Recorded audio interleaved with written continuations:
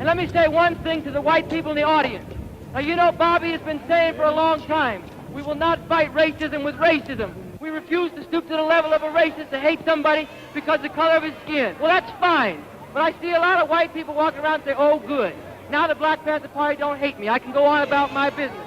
That's a cop-out. And if you act like that, the Black Panther Party will hate you. Not because you're white, but because you ain't taking care of business to organize other people. Teach them the need to support the black liberation movement led by the Black Panther Party as a strong, fearless voice against American imperialism, and to link up with all the people in Vietnam, in China, in Angola, in Latin America, and everywhere else who are standing shoulder to shoulder to drive this vicious beast out of the way and out of the pages of history. And some people say, yeah, well, okay, but how do we know that you won't be like others before you? How do we know you and your party won't be like the other groups that have come along in this country? How do we know that you won't sell out and revolution won't be betrayed, either before it even happens or after it, when you just try to turn it into your own thing for your own benefit? Well, I'll say this first of all. I myself, speaking for myself personally, have been fighting this system politically for 15 years. I've been a revolutionary for 12 and a conscious communist for 10 or more, and I got no intention of being or doing anything else as long as I'm alive and for as long as I can contribute to the struggle, and they're going to have to kill me to stop me from doing that, and we're going to fight to see that that doesn't happen either.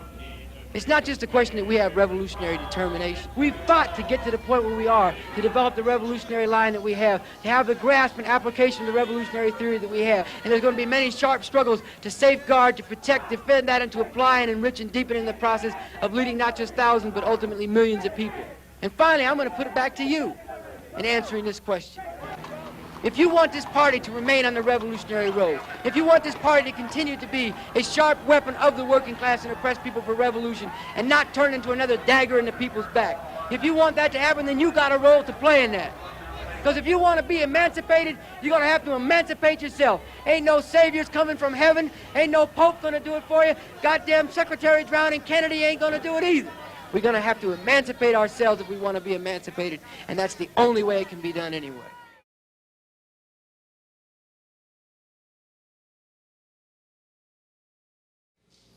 So for capitalism and every system based on exploitation and oppression, the only kinds of ideas it can produce and the kinds of ideas it promotes as the ruling ideas are, not surprisingly, ideas that justify all this exploitation and oppression, that teach people that this is the natural order of things, and that encourage people to try to become big dogs in this dog-eat-dog world. If this kind of world, this kind of system, if this were all that is possible, that'd be one thing. And you see people, even those who are brutally oppressed under this system, as long as they believe this is the only kind of world that's possible, you see them going along with this all the time. I got to get mine. I got to get what I can get within this. It's time to get yours. This reminds me of the story of the prisons in California, and in particular what was called the Corcoran Shoe, where the guards there would take prisoners and they'd tell them stories about each other, get them angry at each other, and they'd literally put them in pens like in the old Roman Colosseum, and they'd let them out of the pens and they'd come in and start fighting with each other, sometimes to the death.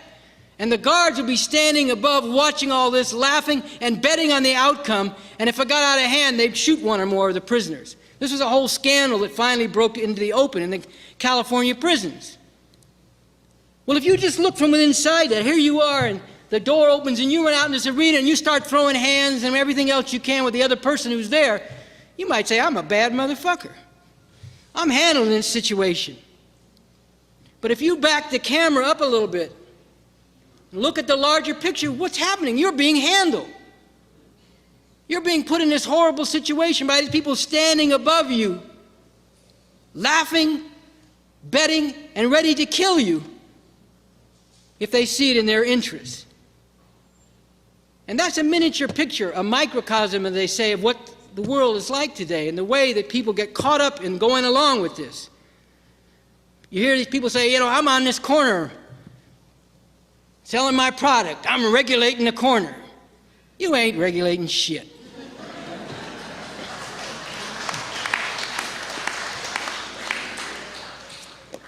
You're just being regulated. You're just being put there and allowed to be there as long as what you're doing serves the people who really regulate things, who really run this system, for as long as it serves them or doesn't get in their way. You hear people say, sometimes they get caught up in all this stuff about the hood. This is our hood. Can't nobody come in here and take over our hood. This is not your hood. You don't own this. You don't run it. You don't control it. The people who own it and run it and control it are just using you. They're just letting you be played like this and carry on with all this foolishness and dangerous stuff, killing each other off because it serves their interests. While they're keeping you in these miserable conditions, not really different than the prisoners in the Corcoran shoe. It makes me think of a situation where you walk into a scene where there's a man got a gun in one hand and a big club in the other, and he's got everybody lined up. And he goes down the line breaking everybody's legs. And somebody jumps up and says, all right, Dan, I'm going to be the baddest broke-leg motherfucker there is. Something's wrong here. What we need to be doing is saying, hey, that man's breaking everybody's legs. Let's get together and stop that motherfucker from breaking everybody's legs. Now, I understand how people try to make the best of their circumstances. They say, you didn't give me nothing else, you didn't leave me nothing else, so I'm going to take this, and at least this way I can get some respect before I go out. So we can understand this. But again, let's step back and look at the larger picture, the larger world. Because we, the masses of people, are capable of much greater things than this. We are capable of completely and radically changing our circumstances, changing all of society to get rid of circumstances like these. What happens in the world affects us, and we can affect the world. And when all is said and done, we can change the whole world together with people like us all over the world.